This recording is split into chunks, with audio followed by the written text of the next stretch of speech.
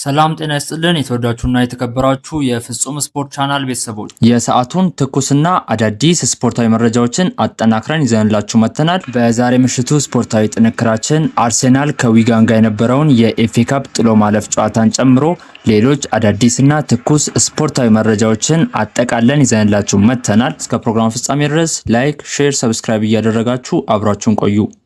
አርሴናል ቀጣዩን ዙር ተቀላቅሏል። የሰሜን ለንደኑ ክለብ አርሴናል ከዊጋን ጋር ያደረገውን የኤፍኤ ካፕ ጥሎ ማለፍ ጨዋታ 4-0 በሆነ ውጤት አሸንፏል። የመድፈኞቹን የማሸነፊያ ግቦች ኖኒ ማዱኬ፣ ጋብሪኤል ጄሱስ፣ ማርቲኔሊ እና ሃንት በራሱ መረብ ላይ አስቆጥሯል። አርሴናል ማሸነፉን ተከትሎ በኤፍኤ ካፑ አምስተኛውን ዙር መቀላቀል ችሏል። አርሴናል ከቀናት በኋላ ሮብ ከወልቭስ ጋር የፕሪሚየር ሊግ ጨዋታውን ያደርጋል። ጋርዲዮላ ምክትል ላድርግ ካለኝ ወዲያው እቀበላለሁ ሲል ዋይኒ ሮኒ ተናገረ። የቀድሞ ተጫዋች ዋይኒ ሮኒ ከአሰልጣኝ ፔፕ ጋርዲዮላ ጋር መስራት እንደሚፈልግ በሰጠው አስተያየት ተናግሯል። ጋርዲዮላ ምክትል ላድርግ ካለኝ ወዲያውኑ እቀበላለሁ ያለው ዋይኒ ሮኒ ሚኬል አርቴታ ምን እየሰራ እንዳለ ተመልከቱ ሲል ተደምጧል። አሰልጣኝ ሚኬል አርቴታ እየሰሩ የሚገኙት አብዛኛው ነገር ከጋርዲዮላ የተማሩት ስለመሆኑ እርግጠኛ ነኝ ሲል ዋይኒ ሮኒ ተናግሯል። ለእኔ ምርጡ አሰልጣኝ ፔፕ ጋርዲዮላ ነው። ከ4 ዓመት በፊት የነበረው አጫወቱ አሁን የለም፣ ያለማቋረጥ ለውጥ ያደርጋሉ ሲልም ዋይኒ ሮኒ ጨምሮ ተናግሯል። ኤድዋርድ ቦቭ ወደ ሜዳ ተመልሷል። ጣሊያናዊው የቀድሞ የፊዮሬንቲና አማካይ ኤድዋርድ ቦቭ ከዓመት በፊት ባጋጠመው የልብ ህመም ምክንያት ሆስፒታል ገብቶ እንደነበር ይታወቃል። በዚህ ምክንያት ተጫዋቹ የልብ ምቱን የሚያስተካክል የልብ መሳሪያ ዲፋይብሪላደር ተተክሎለት ነበር። ይሁን እንጂ ተጫዋቹ በህጉ መሰረት የልብ መሳሪያ ተደርጎ ጣሊያን ውስጥ መጫወት እንደማይችል ተገልጿል። አሁን ላይ ኤድዋርድ ቦቭ ከ14 ጨዋታዎች በኋላ ወደ እግር ኳስ በመመለስ መጫወት ችሏል። በእንግሊዝ ሻምፒዮንሺፕ ለዋትፎርድ የሚጫወተው ተጫዋቹ ይሄ ጅማሮ ብቻ ነው ሲል በማህበራዊ ገጹ ጽፏል። ኤንድሪክ የወሩ ምርጥ ተጫዋች ተብሏል። ብራዚሊያዊው የኦሎምፒክ ሊዮን የፊት መስመር አጥቂ ኤንድሪክ የፈረንሳይ ሊግ የጥር ወር ምርጥ ተጫዋች በመባል መመረጥ ችሏል። ኤንድሪክ በፈረንሳይ ሊግ በቆየበት የመጀመሪያ ወሩ የወሩ ምርጥ ተጫዋች ሽልማትን አሸንፏል። ኤንድሪክ በወሩ በኦሎምፒክ ሊዮን ባደረገው ጨዋታ 3 ግቦችን አስቆጥሮ አንድ ለግብ የሆነ ኳስ አመቻችቶ አቀብሏል። ተጫዋቹ የኦሎምፒክ ሊዮን የወሩ ምርጥ ተጫዋች በመባል መመረጡ አይዘነጋም። ከመጣው ጀምሮ ምርጡን ቪኒሺየስ እያየው ነው ሲል አርቤሎአ ተናገረ። የሪያል ማድሪድ አሰልጣኝ አልቫሮ አርቤሎአ በቪኒሺየስ ጁኒየር ወቅታዊ አቋም መደሰቱን ገልጿል።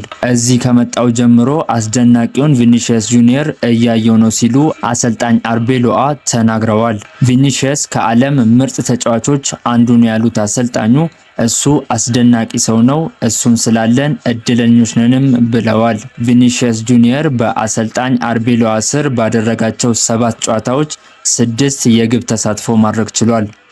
የስፖዝላይ ህልም ለሪያል ማድሪድ መጫወት ነው ሲል የሃንጋሪው አሰልጣኝ ተናገረ። የሃንጋሪ ብሔራዊ ቡድን አሰልጣኝ ማርክ ሮሲ ዶሚኒክ ስፖዝላይ ህልሙ ለሪያል ማድሪድ መጫወት ነው ሲሉ ተናግረዋል። ስፖዝላይ በህይወቱ አንድ ህልም ብቻ ነበረው ያሉት አሰልጣኙ እርሱም ለሪያል ማድሪድ መጫወት ነው ብለዋል። አሰልጣኙ አክለውም እሱን ከልጅነቱ ጀምሮ አውቀዋለሁ፣ ህልሙ ሪያል ማድሪድ ነው፣ ያንን ያደርጋል ወይ የሚለውን አላቅም፣ ውሳኔው በሱና በክለቡ ላይ ነው ብለዋል። ዶሚኒክ ስፖዝላይ በአሁኑ ሰዓት ለሊቨርፑል ያለውን ኮንትራት ለማራዘም በድርድር ላይ መሆኑ ይታወቃል። አቻ የሚባል ውጤት አልወድም፣ ማሸነፍ ብቻ ነው ፍላጎቴ ሲሉ ኢጎር ቱዶር ተናገሩ። ቶተናምን የተረከቡት አሰልጣኝ ኢጎር ቱዶር ማሸነፍ እንፈልጋለን ሲሉ ከፊርማቸው በኋላ ስለ ዓላማቸው ተናግረዋል። አቻ ለመውጣት ወደ ሜዳ መሄድ አንችልም ያሉት አሰልጣኙ ጨዋታዎች ለአቻ ውጤት አይቆጠሩም፣ ስለ ማሸነፍ ነው ሀሳባችንም ብለዋል። ቡድኑ ትልቅ አቅም ያላቸው ተጫዋቾችን ይዟል። ተልእኮዬ እሱን ማደራጀት፣ ማነሳሳትና በፍጥነት ውጤት ማምጣት ነው ሲሉ አሰልጣኝ ኢጎር ቱዶር ተናግረዋል። አሰልጣኝ ኢጎር ቱዶር የቶተናም የመጀመሪያ ጨዋታውን ከሊጉ መሪ አርሴናል ጋር ያደርጋሉ ተብሎ ይጠበቃል። ሚልነር ከፕሪሚየር ሊጉ ታሪካዊ ተጫዋቾች ውስጥ አንዱ ነው ሲል ቫን ዳይክ ተናገረ። የሊቨርፑል አምበል ቨርጂል ቫን ዳይክ ጄምስ ሚልነር ከምርጥ ተጫዋቾች መካከል እንደሚጠቀስ ተናግሯል። ዛሬ ምሽት ጄምስ ሚልነር ከብራይተን ጋር ወደ አንፊልድ በመመለስ የቀድሞ ክለቡ ሊቨርፑልን ይገጥማል። ሚልነር ለረጅም ዓመታት በምርጥ ቁመና በመቀጠሉ አድናቆት ይገባዋል ያለው ቫን ዳይክ እሱ ያለ ጥርጥር ከፕሪሚየር ሊጉ ታሪካዊ ተጫዋቾች ውስጥ አንዱ ነው ብሏል። በዛሬ ምሽቱ ጨዋታ ጥሩ አቀባበል እንደሚጠብቀው እርግጠኛ ነኝ ሲልም ቫን ዳይክ ጨምሮ ተናግሯል። ቶተናም አዲስ አሰልጣኝ ሾሟል። አሰልጣኝ ቶማስ ፍራንክን ያሰናበተው ቶተናም በምትኩ አዲስ አሰልጣኝ መሾሙ በይፋ አስታውቋል። ቶተናም አሰልጣኝ ኢጎር ቱዶርን እስከ ውድድር ዓመቱ መጨረሻ በኃላፊነት መሾሙን ይፋ አድርጓል። የ47 ዓመቱ ክሮሺያዊ አሰልጣኝ ኢጎር ቱዶር ቶተናምን በጊዜያዊነት ሲቀላቀሉ በክለቡ የመቀጠል አማራጭ እንደተካተተም ተዘግቧል። አሰልጣኝ ኢጎር ቱዶር ቶተናም ቀጣይ ሳምንት ከአርሰናል ጋር የሚያደርገውን የሰሜን ለንደን ደርቢ ጨዋታ ስራቸውን ይጀምራሉ።